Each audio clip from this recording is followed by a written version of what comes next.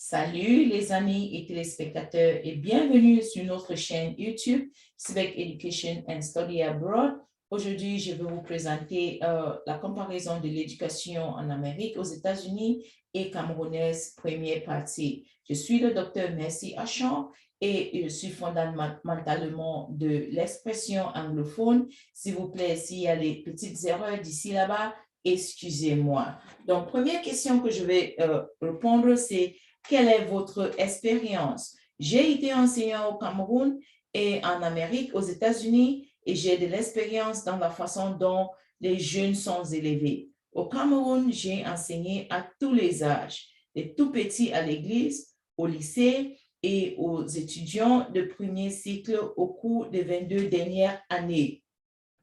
On travaille avec ces élèves et étudiants m'a permis d'acquérir une vaste expérience de leur apprentissage, de leurs opportunités, de leur comportement, de leurs défis et de la manière d'atténuer ces défis. À noter, les parents n'ont qu'une fraction de temps avec les enfants et les enseignants s'en occupent d'eux pendant 9 mois de temps. Par journée, si ton enfant fait l'école, tu auras rendu compte que l'enfant passe beaucoup plus de temps avec son enseignant en comparaison avec le temps que l'enfant passe avec vous. Quel est donc mon but? L'objectif est de mettre mon expertise à la disposition de la communauté en répondant aux questions pertinentes dans l'esprit des parents et des adolescents en utilisant des résultats des recherches, des histoires de vie, des expériences et des exemples bibliques et des paraboles et des moments propices à l'apprentissage pour répondre à chaque besoin. Pour moi, c'est un service à la communauté et un endroit où les gens peuvent se sentir libres de me poser des questions sur les préoccupations et d'obtenir des réponses significatives. Pourquoi une chaîne YouTube? Plusieurs amis, parents et anciens élèves m'ont posé des questions sur les possibilités d'étudier à l'étranger après le lycée, les études supérieures. La comparaison du système éducatif américain avec celui du Cameroun, la culture, le caractère, l'intégrité et l'aide aux jeunes esprits pour développer tout autour. Et c'est ce qui m'inspire pour démarrer ce forum où ils peuvent poser leurs questions en obtenant des réponses. Vous pouvez également faire des suggestions sur d'autres sujets dont vous aimez que je parle et j'en discuterai. La sagesse est profitable. Comme un homme pense dans son cœur, ainsi est-il. Quand j'étais à l'université, j'avais toujours des camarades de classe qui disaient que l'anglais, c'est Dieu qui donne. Or, je suis ici pour dire que l'anglais, ce n'est pas Dieu qui donne. Si on a la volonté, on peut bien parler l'anglais. Donc, essayez de parler avec les amis. N'ayez pas honte, n'ayez pas peur de vos fautes et n'ayez pas peur de commettre les erreurs. Quand j'étais à l'école normale, il y avait un enseignant de pédagogie. Chaque fois que je voulais poser la question, il va me dire: merci, tu vas poser la question en français. Et il avait cet adage qui disait: langue se parle, l'histoire se raconte. Cela ne m'a jamais laissé, je me rappelle de cet adage tout le temps quand je veux me battre dans le français. Et quel est le meilleur âge pour apprendre une langue? Généralement, c'est plus facile entre 0 et 13 ans. Après, ça devient de plus en plus difficile, mais pas impossible. On dit au Cameroun, l'impossible n'est pas camerounaise. Donc, je sais que ce n'est pas impossible pour les Camerounaises d'apprendre la langue anglaise. Donc, maintenant, on va procéder pour ce qu'on a fait aujourd'hui, comparaison de l'éducation en Amérique et camerounaise, première partie. Donc, ce discours est structuré en 3 parties. Première partie, système éducatif camerounaise. Deuxième partie, système éducatif américain. Et troisième partie, la comparaison entre les 2 systèmes. Localisation de l'Amérique par rapport au Cameroun.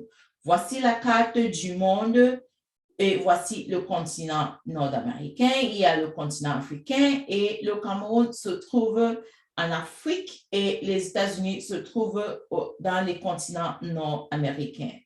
Okay? Donc, si on élargit un peu la carte africaine, voilà un peu le Cameroun. Et si on élargit, voilà le Cameroun.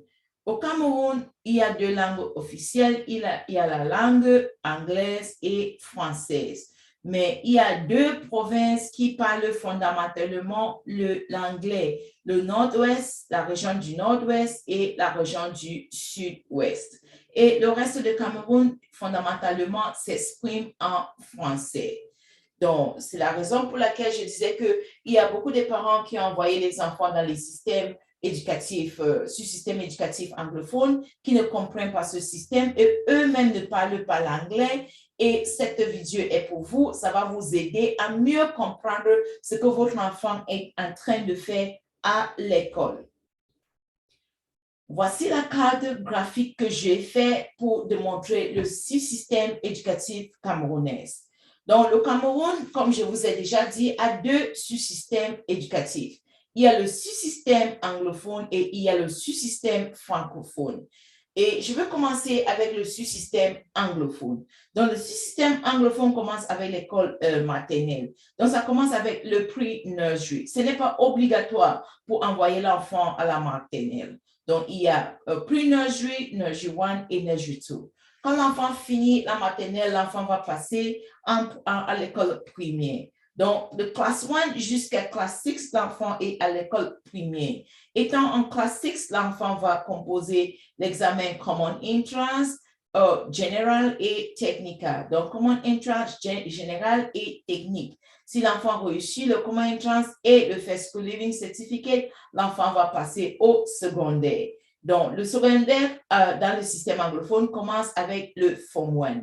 Form 1 jusqu'à Form 5, l'enfant est prêt pour le GCE Ordinary Level.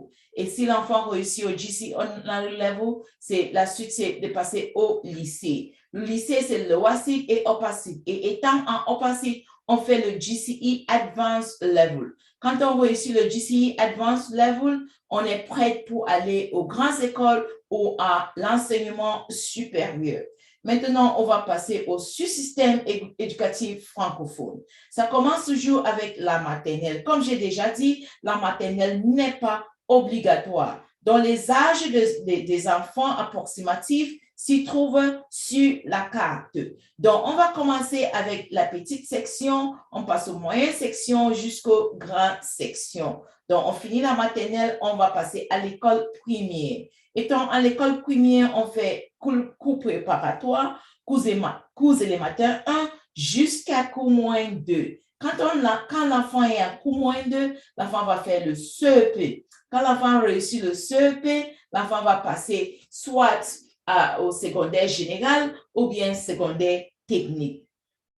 On va commencer avec la secondaire technique. Secondaire technique commence avec la classe de 6e jusqu'à 3e où on fait le BEPC. Quand on réussit le BEPC, on passe en classe du seconde et puis après la classe de seconde, c'est première. Étant en première, on fait le probatoire. Quand on réussit au probatoire, on passe dans la classe de terminale où on fait le bac. Et quand l'enfant fait le bac général, l'enfant est prêt pour l'université. Si l'enfant n'a pas fait le général, l'enfant va passer dans l'enseignement technique. Dans l'enseignement technique, on commence avec la 6e ou Form 1 jusqu'à Form 4 ou 3e. Et l'enfant va faire le CAP. Quand on réussit au CAP, on passe en seconde. Il y a seconde ou Form 5. Et il y a aussi le GCE Technica que le sous-système anglophone peut faire. Quand on réussit au GCE Ordinary Level Technica, on passe maintenant au lycée. Lycée, c'est le WASID premier. Et étant en premier, les gens qui font dans le système francophone vont faire le probatoire. Quand on réussit au probatoire, on va passer dans la classe de terminale. Et dans la classe de terminale, on va faire le bac. On fait soit le bac, on fait bac technique ou bien bac commercial. Et quand l'enfant réussit avec le bac, l'enfant va passer aux grandes écoles ou à l'enseignement supérieur.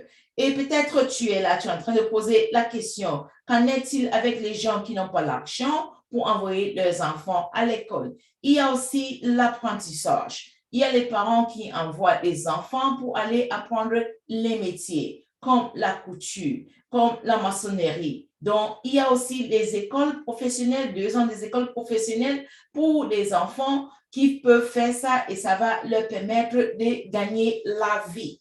Donc, voilà un peu le système éducatif anglophone et francophone. Et ici, voilà, pour les États-Unis, on passe de pre-K jusqu'à K, c'est kindergarten. Donc, voilà l'équivalent du système anglophone et francophone à celui des États-Unis. Dans les États-Unis, ils commencent le kindergarten jusqu'à grade 12.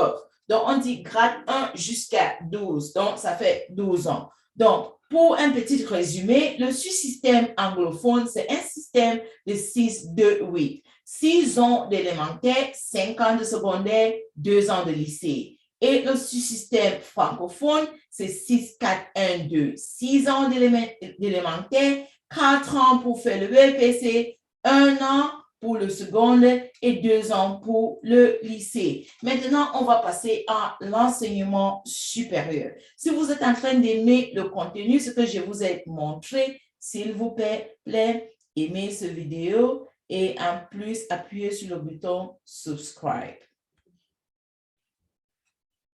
Pour l'enseignement supérieur, quand l'enfant finit avec le bac, on va maintenant passer aux différents programmes. Les diplômes, il y a les écoles professionnelles, il y a l'université, on peut avoir la licence. Donc, si l'enfant finit avec d'autres diplômes, l'enfant peut avoir aussi passer à l'université pour avoir la licence. Et après la licence, c'est le master.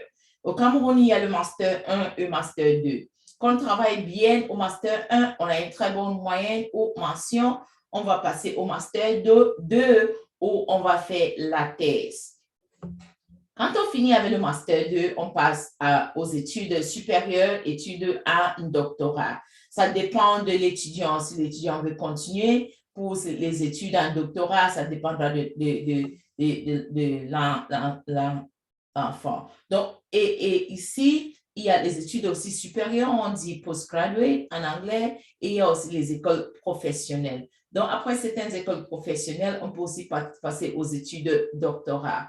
Et quand on finit avec les doctorats et si on se rend compte qu'on aime tellement la recherche, on peut passer à un postdoctorat où on fait exclusivement la recherche. Donc, voici une petite présentation du système éducatif au Cameroun et le système anglophone et le système francophone. Maintenant, je veux passer à la suite. Quelle est la suite de notre vidéo? Deuxième partie, qui est le système éducatif américain. Si vous avez aimé cette vidéo, s'il vous plaît, appuyez sur le bouton like et subscribe. Donc, maintenant, j'aimerais vous dire merci pour votre temps et à la prochaine.